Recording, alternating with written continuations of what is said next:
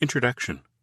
In the summer of 1611, a revolutionary piece of literature was released to the English-speaking world.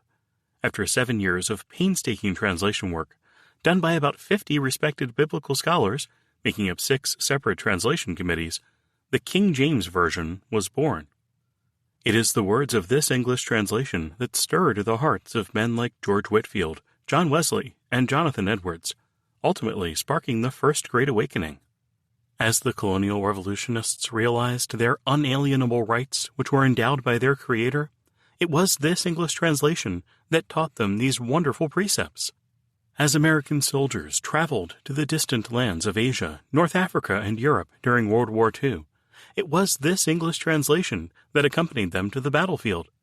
And even today, more than 4 centuries after its original publication, the KJV remains the most famous Bible translation in history, and one of the most printed books in English. However, there is an important portion of the King James Bible that is absent from the majority of KJV editions. It is not a lost book of the Bible, nor a newly discovered Greek manuscript. No, it is what I have deemed the Forgotten Preface. Upon its completion, the King James translators included a letter from the translators to the reader as the preface to this new English translation. Its purpose was to defend their work against the fierce criticism that they felt it would receive from readers. In the 19th century, for one reason or another, this preface ceased to be included in the majority of printed Bibles. This book aims to exposit the preface to the King James Version and to show the reader what it is that the King James translators believed about inspiration, preservation, translation, and even modern translations. You might be surprised by what you find. 1. What the King James translators believed. A thesis is a statement or theory that is put forward as a premise to be maintained or proved. This chapter will present 10 theses based on an exposition of the preface to the King James, in order to provide an exegetical and historical view of the translator's beliefs. Keep in mind that we will be examining at length a historical document that is over 400 years old. Thankfully, all quotes from the preface will be from a modern English translation of that preface. Many thanks must be given to those who have updated the spelling and grammar of this document for the enhanced reading experience of the modern reader. Thesis number 1. The King James translators believed that any attempt to produce a modern translation of the Bible would be met with resistance and suspicion. It is important to understand that the King James Bible was considered a modern translation in its day. Just as today's modern translations are often seen as an attack upon venerable and antiquated translations, so too was the King James seen as an affront to established English Bibles, such as the Geneva Bible, the Bishop's Bible, and the Coverdale Bible.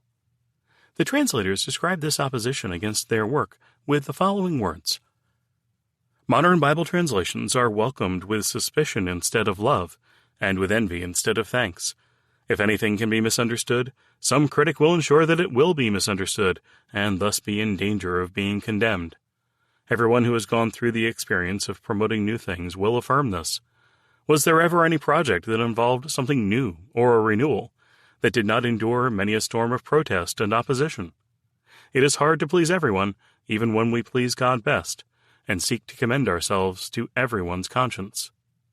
The translators clearly understood that their endeavor to make a new translation of the Bible, actually a revision of the Bishop's Bible of 1568, would cause that translation to be set upon a stage, to be mocked, nitpicked, and criticized by the religious crowd of their day.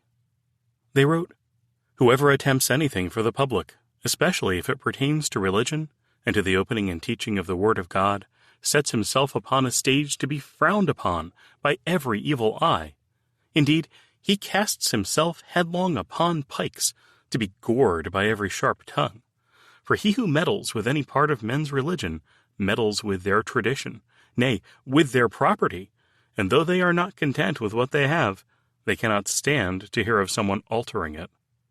The translators asserted that a particular Bible translation can become a golden calf, man's religion, among the church at large.